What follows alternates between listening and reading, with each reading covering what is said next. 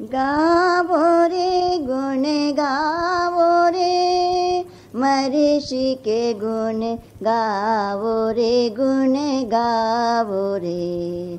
गावो रे गुण गावो रे, महर्षि के गुण गावो रे, गुण गावो रे। जप तप होमा अष्टांग योगा, जप तप होमा अष्टांग योगा, नाम संकीर्तन नाद स्वरूपा, नाम संकीर्तन नाद स्वरूपा।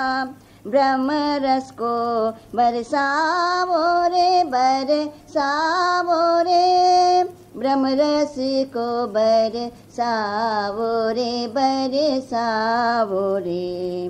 गावो रे गुण गावो रे, सत्यवस्तु को ध्यावो रे, ध्यावो रे, ध्यावो रे, ध्यावो रे, सत्वस्तु को ध्यावो रे, ध्यावो रे।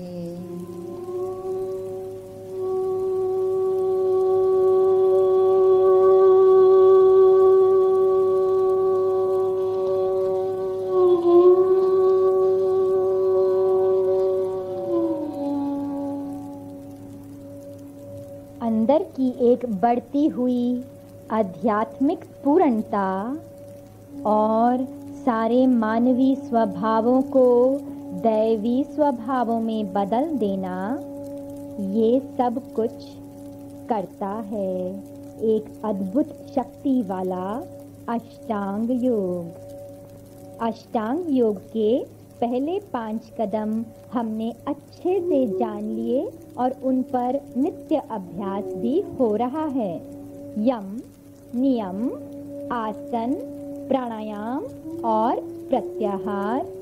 और अब ऊपर की 3 सीढ़ियां, धारणा, ध्यान और समाधि।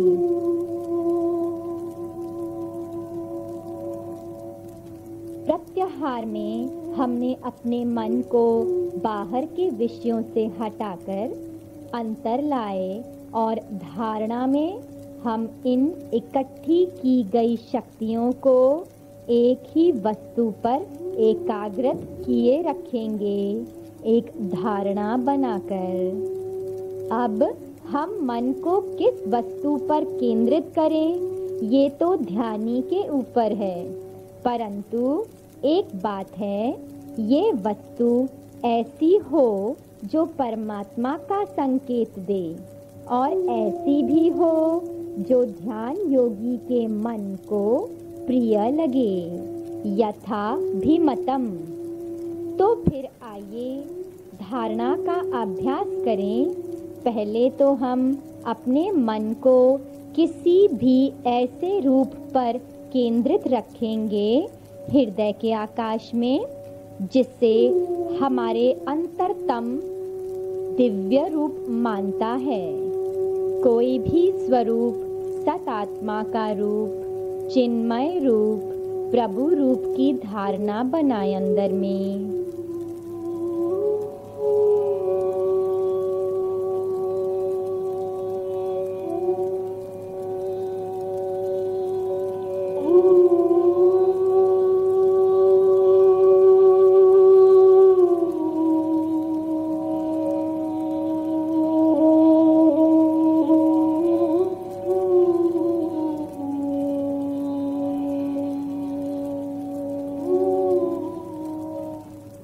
और अब एक दूसरे तरीके की धारणा, प्रभु का नाम। प्रभु के सहस्त्रों नामों में से कोई भी उनका एक नाम जो हमारे चित्त को भाता है, उस नाम को अंदर ही शांति में धीरे धीरे दोहराएंगे, पूरी एकाग्रता में। प्रभु नाम की धारणा।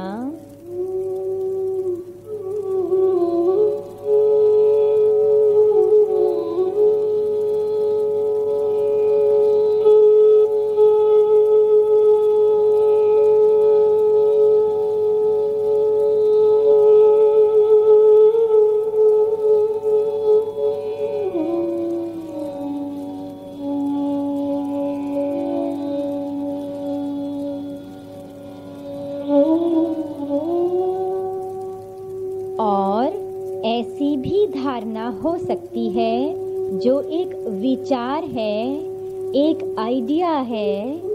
जैसे कि धारणा बनाए, हृदय में एक अद्भुत शांति महसूस हो रही है। गहराई में पूर्ण शांति है, सब कुछ शांत है। हमारे सिर के ऊपर एक परम शांति है।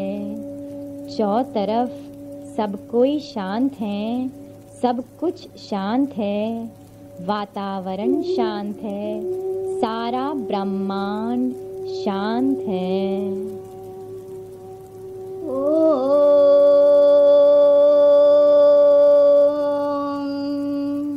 शांति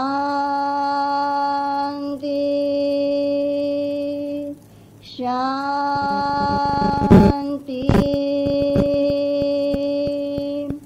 शांति।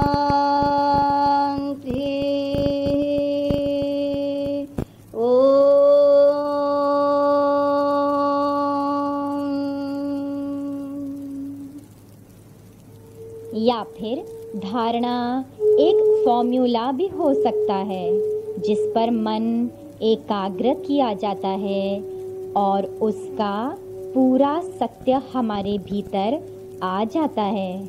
जैसे कि उपनिषदों के कोई महावाक्य, ऐत्रेय उपनिषद का प्रज्ञानम ब्रह्म, चैतन्य ही ब्रह्म है, कॉन्शियसनेस इज ब्रह्म। प्रज्ञानमा ब्रह्मा, प्रज्ञानमा ब्रह्मा, प्रज्ञानमा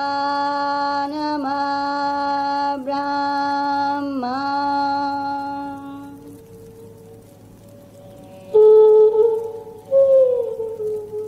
और जैसे मुंडक उपनिषद का महावाक्य अयम आत्मा ब्रह्म, ये आत्मा ही ब्रह्म है, दिस सेल्फ इज ब्रह्म। अयम आत्मा ब्रह्म, अयम आत्मा ब्रह्म, अयम आत्मा ब्रह्म। और मुंडक उपनिषद कहता है साधक को उपनिषद की कमान उठाओ, जो एक बड़ा शस्त्र है, उस पर एक तीर चढ़ाओ, भक्ति से तीखा किया गया तीर, और अपनी ओर खींचो एक हृदय से जो पूरी तरह सत्यधाम की उपासना में है। और हे प्रिय पुत्र, उस लक्ष्य की ओर तीर को आर पार कर दो जो अविनाशी तत्व है।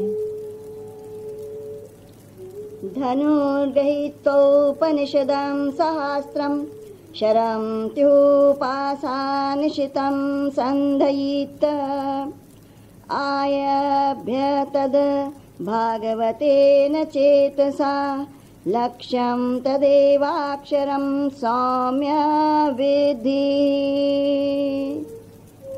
अब धारणा के अभ्यास में जो धारणा की वस्तु के पीछे का सत्य है, तत्व है, वो इस मन में समाने लग जाता है, जो बार बार उसका चिंतन करता है।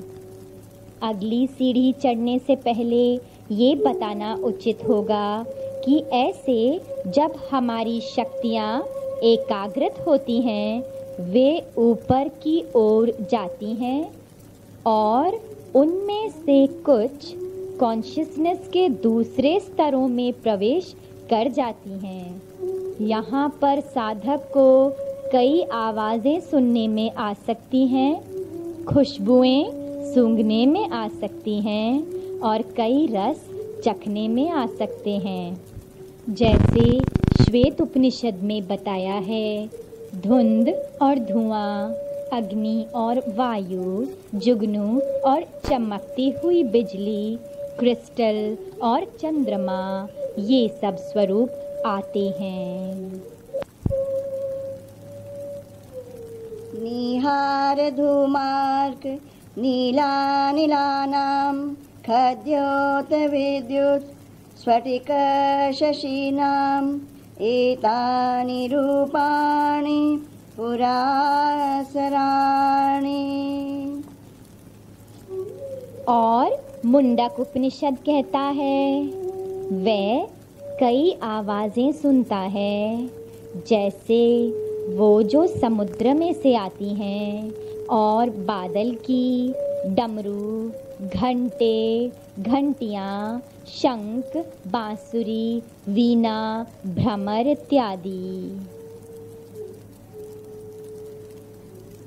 त्रायते नादो नानाविधो महान् आदौ जलादिजीभूतभेरी निररा संभवा मध्ये मदलशाब्दाभो घण्टाकाहलजस्तथा अन्ते तु किङ्किणी वंशवीणा भ्रमरनिस्वनः महाभैर्यादि।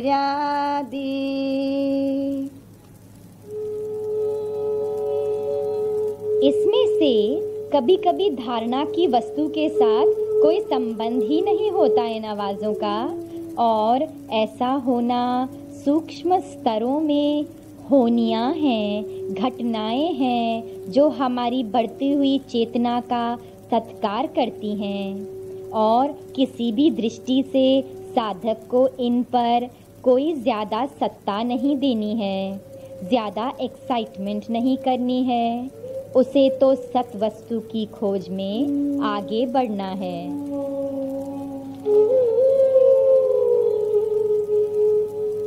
एक बार एक युवा साधक ध्यान में से बैठकर उठा तो गुरु ने उसे कहा, प्रिय, ये तो कोई ध्यान ना हुआ, तुम बैठे तो थे लेकिन उपस्थित नहीं थे।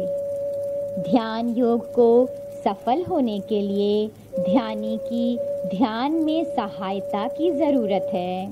ध्यान योग के लिए एक निरंतर अभ्यास, एक सतत जागृता और लगातार प्रार्थना की आवश्यकता होती है।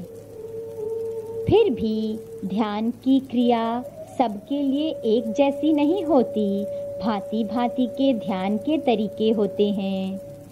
जैसे एक तरह का ध्यान हमें एक बहुत बड़ी साइलेंस में लेकर जाता है, चुप में लेकर जाता है, और दूसरे किस्म का ध्यान हमारी अंतर शक्ति के द्वार या फिर अंतर ज्ञान का भंडार खोल देता है, और कई अन्य ध्यान हमें शुद्धि से या भक्ति से या आनंद से भर देते हैं, और अनंत ध्यान के तरीके हैं। श्री अरविंद अपनी सावित्री कविता में कहते हैं, हमारी रूहें एकांत की घड़ियों में स्थित स्थानों में जाकर अनंत प्रकाशों से जाकर मुलाकात करती हैं, या शांत शक्तियों की चोटियों पर पहुंच जाती हैं, या फिर चांदनी से उज्ज्वलित अवर्णीय आनंद के समुद्र में पहुंच जाती हैं, या फिर आकाश की बेअंत विशालताओं में।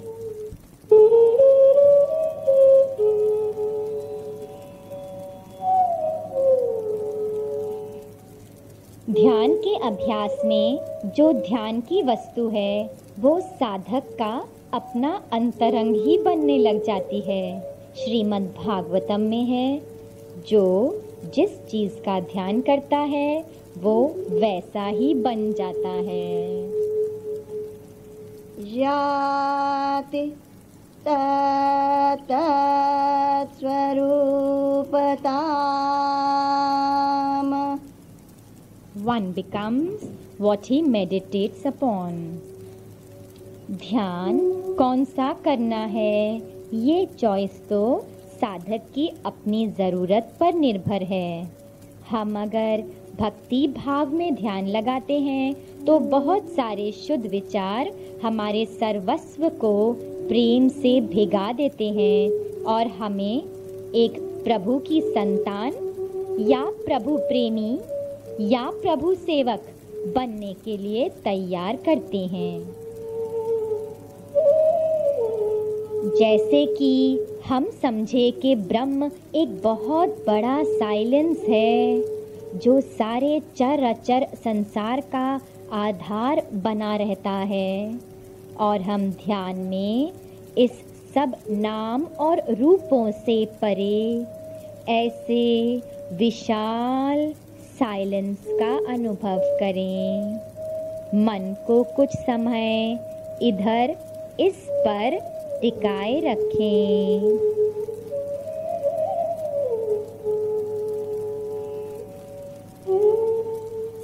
कुछ समय के बाद हम देखेंगे कि ये साइलेंस बहुत बड़ी शांति का रूप लेकर हमारे में फैलने लगता है। अब हमें चाहिए कि इस साइलेंस को हम अपने मन में प्रवेश करने दें। इस साइलेंस को पकड़ने या खींचने की कोशिश ना करें। ये हमारे कॉन्शियसनेस में अपने आप सेटल हो जाएगा। श्वेत उपनिषद में परमात्मा को प्राप्त करना चाहिए मंथन करने से, जो ध्यान के द्वारा होता है। ध्यान निर्मथा भयासात् देवं पश्येत। लेकिन ध्यान के समय ऐसे बहुत सारे ख्याल होते हैं जो डिस्टर्बेंस, विक्षेपताएं पैदा करते हैं। इनका हम क्या करें? इन ख्यालों का कोई दूसरा मकसद नहीं होता, केवल ये कि वे हमारी साधना में बाधा डालें। इस मुश्किल को आसान करने के लिए एक क्रिया है जिसे साक्षी ध्यान कहते हैं। इसमें ध्यानी विचारों के प्रवाह से अपने को अलग करता है। ख्यालों में कोई हस्तक्षेप नहीं करता, उन्हें चलने देता है और मन और उसके स्वभावों को अपना सही रूप दिखाने देता है। धीरे धीरे वो देखता है कि सपोर्ट ना मिलने के कारण ख्याल खत्म होने लगते हैं अवलोकन या साक्षी ध्यान में। एक बार महर्षि ने साधक को बताया कि अगर बहुत सारे ख्याल तंग करते हैं तो आंख खोलकर ध्यान लगा लो, ये भी बहुत लाभदायक है। और इन ख्यालों से हटने का एक और ध्यान की विधि, यहाँ हम मन के सारे ख्यालों को गैर जानते हैं, जो बाहर की प्रकृति से आए हैं और हमारे से अलग हैं। यहाँ हम अपने पुरुष में स्थित रहना सीखते हैं। प्रकृति के ख्यालों को सत्ता ना देकर पुरुष के वैभव में, तत्व में खड़े हुए हैं हम। धीरे धीरे जो हमारे ऊपर प्रकृति की पकड़ है वो ढीली होने लगती है और फिर खत्म हो जाती है और केवल पुरुष तत्व रह जाता है। और अब एक जागृत किस्म का ध्यान, स्वतंत्रता का ध्यान। इसमें हम पहले तो सावधान होकर ख्यालों को बाहर ही रोकते हैं। कोई भी ख्याल को अपने अंदर आने ही नहीं देते, एकदम जागरूक होकर। और हम मन को उसकी सारी बातों से खाली कर देते हैं, उसे एक खाली बर्तन बना देते हैं जिसमें हायर कॉन्शियसनेस अपने आप आकर बस जाए।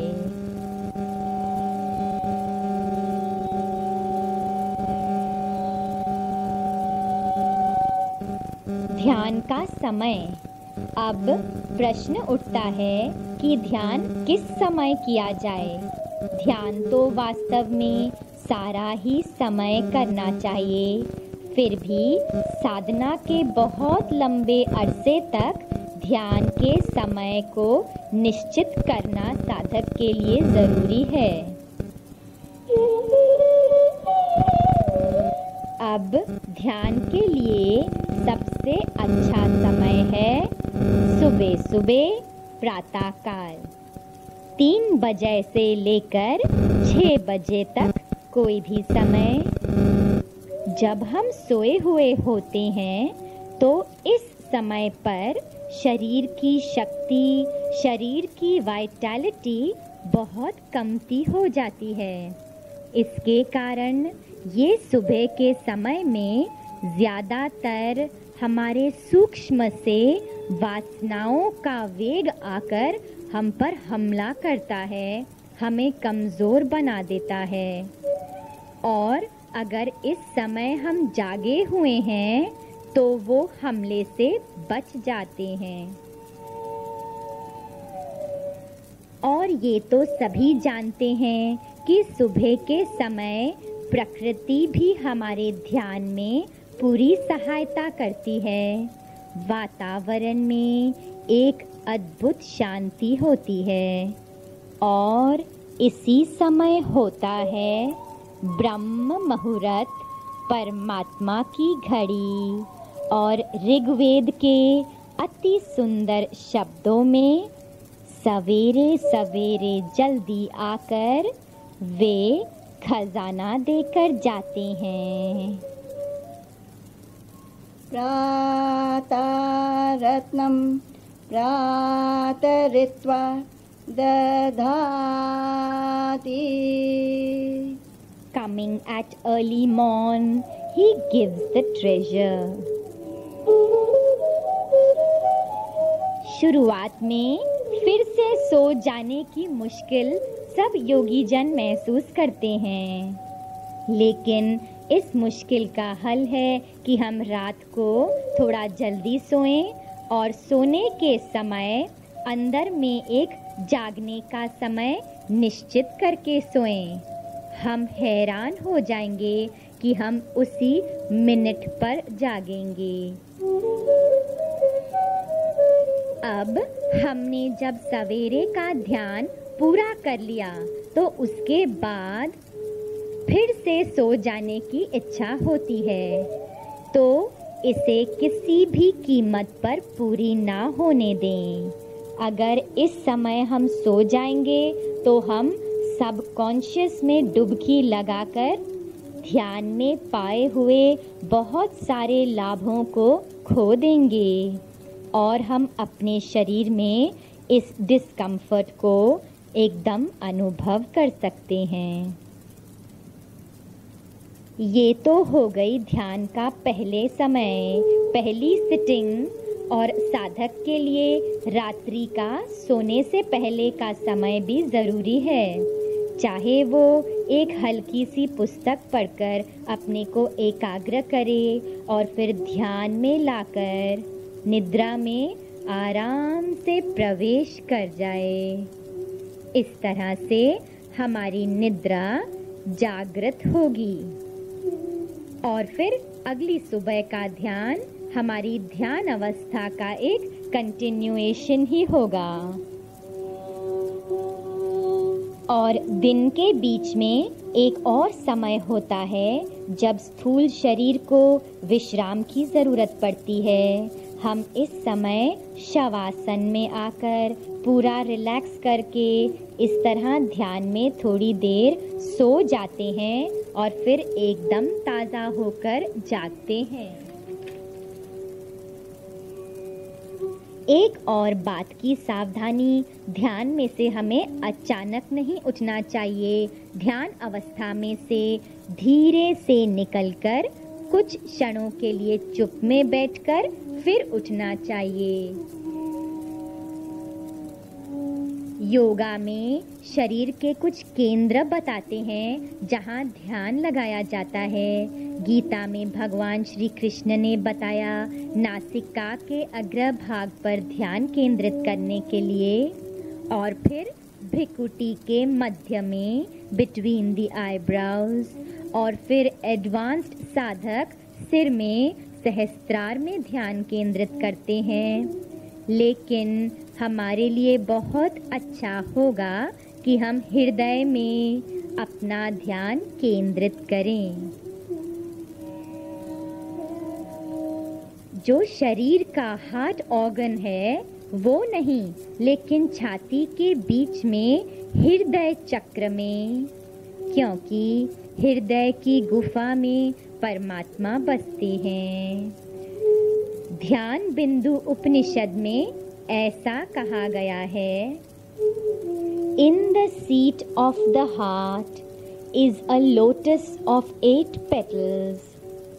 In its center is the Jivatma in the form of Jyoti, atomic in size, moving in a circular line. In it is located everything. It knows everything. हृदि स्थाने अष्टदलपद्मं वर्तते, तन्मध्ये रेखावलयं कृत्वा जीवात्मरूपं ज्योतिरूपमणुमात्रं वर्तते, तस्मिन् सर्वं प्रतिष्ठं भवति, सर्वं जानाति। उपनिषद के वाक्य को अनुभव करेंगे। हृदय के स्थान में एक 8 पंक्तियों वाला कमल है, उसके बीच में जीवात्मा है, अणु के मात्र की और ज्योतियों के रूप में, जो एक गोल लकीर में घूम रही है। इसमें सब कुछ बरतता है, ये सब कुछ जानता है।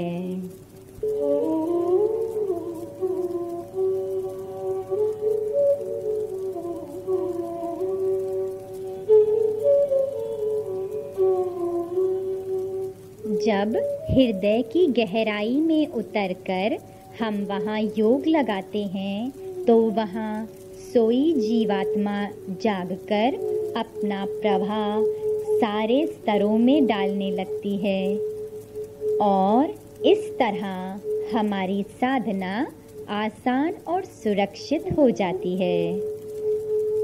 और फिर आत्मिक शुद्धि और उसकी प्रेम और आनंद की लहरें, और फिर सत्य शक्ति और ज्ञान शक्ति सब अपने को और ज़्यादा प्रकट करने लग जाते हैं,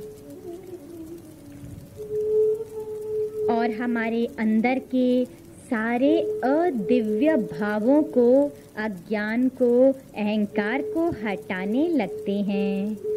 उन अहम भावों को हटाने लगते हैं जो साधक की साधना में हर मोड़ पर खतरा बनकर खड़े रहते हैं। ध्यान इसलिए हमें इंद्रियों के दायरे में से निकालकर परमात्मा की एक दिव्य चेतनता में जीना सिखाता है। धीरे धीरे ध्यान योगी डिवाइन वाइब्रेशंस के साथ अपने को ट्यून करने लग जाता है और परमात्मा का इंस्ट्रूमेंट बनने के लिए तैयार हो जाता है।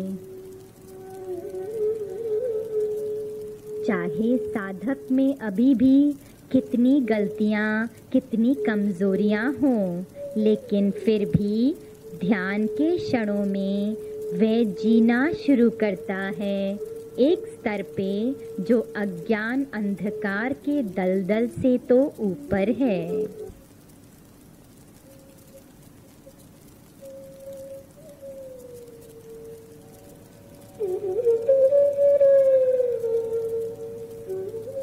और एक बहुत जरूरी बात, ध्यान योग को एक रोज की सही रहने का आधार अवश्य चाहिए। जो भी साधक बाकी के घंटों में करता है या सोचता है, वो सब उस ध्यान को एक शेप देते हैं। इसलिए ध्यान में सफलता के लिए महर्षि पतंजलि ने प्राचीन परंपरा को अपने योग सूत्रों के द्वारा एक सही ढंग दे दिया, जिसका नाम है अष्टांग योग।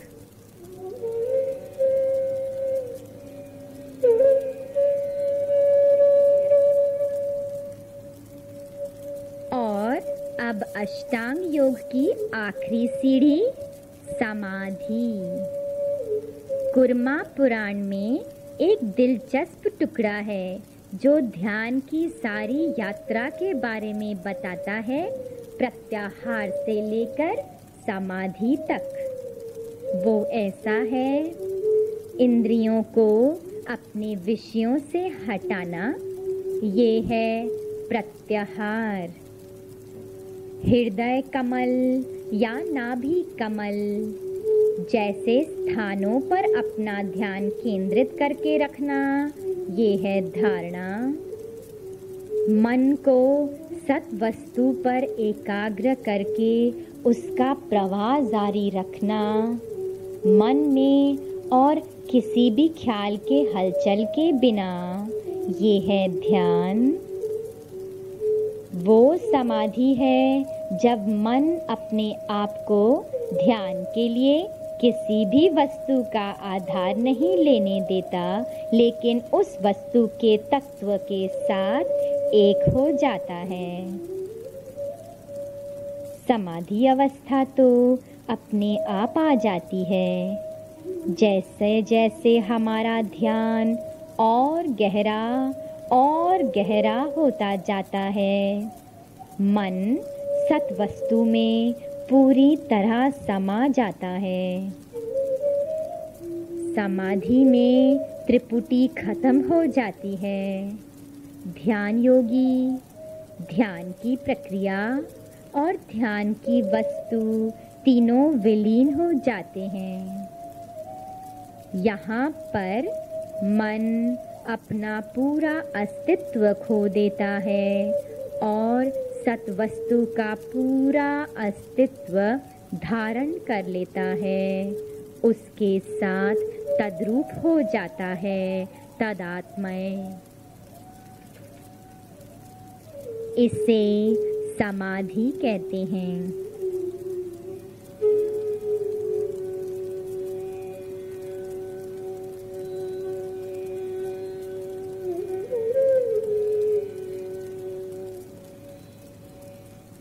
ध्यान में ध्यान योगी जानता है कि मैं ध्यान कर रहा हूँ। जब ये जानकारी भी समाप्त हो जाती है, इसे समाधि कहते हैं।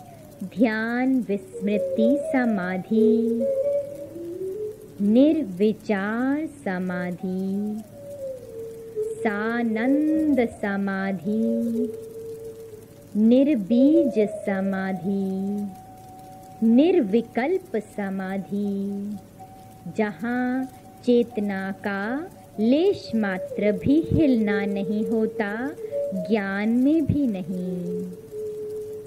यहाँ चैतन्य रूप शांत है, अकेला, जैसे कि लहरों के बिना शांत गहरा सागर।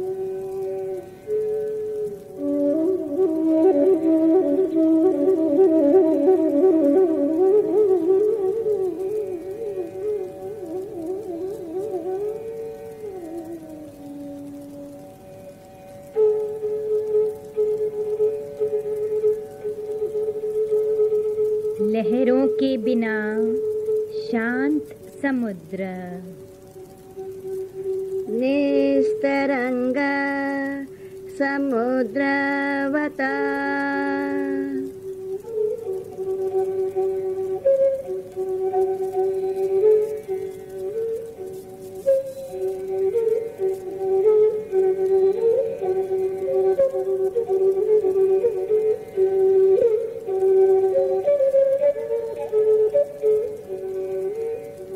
यहाँ पुरुष अपनी पूरी शान में स्वयं प्रकाशित है।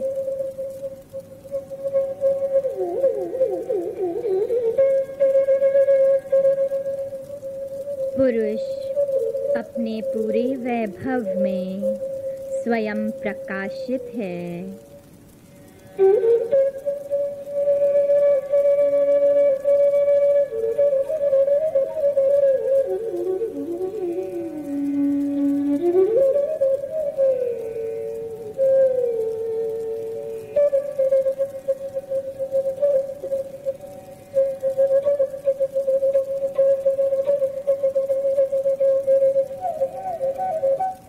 अकेला केवलम, केवलम।